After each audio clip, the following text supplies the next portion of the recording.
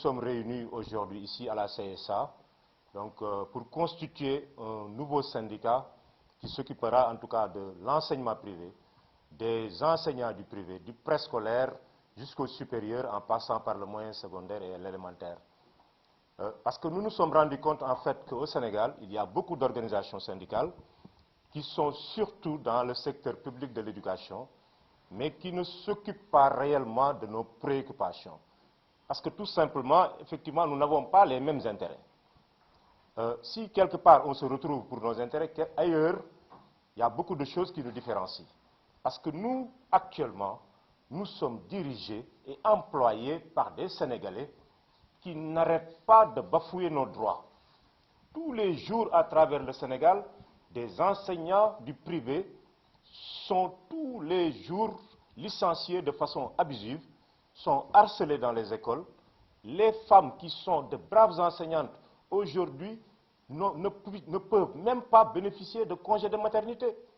À chaque fois qu'elles sont en état de grossesse et qu'elles restent par exemple chez elles sont tout de suite remplacées et elles ne peuvent plus reprendre leur poste après l'accouchement.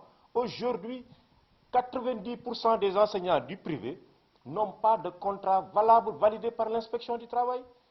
Aujourd'hui, les enseignants du privé souffrent terriblement. Nous allons bientôt, pendant la période des vacances scolaires, et les gens sont stressés, ils ont peur. Normalement, quand quelqu'un doit aller en vacances, il doit être heureux. Mais nous, enseignants du privé, quand nous allons en vacances, nous sommes stressés, nous sommes inquiets de notre situation. Est-ce qu'on va s'en sortir, nous et notre famille? Donc nous vivons dans des situations extrêmement difficiles. Certains de nos collègues seront obligés d'aller travailler comme manœuvre dans les chantiers ou bien de faire, comme on dit, marchand ambulant dans les rues de Dakar ou du Sénégal pour pouvoir gagner leur vie et s'occuper de leur famille.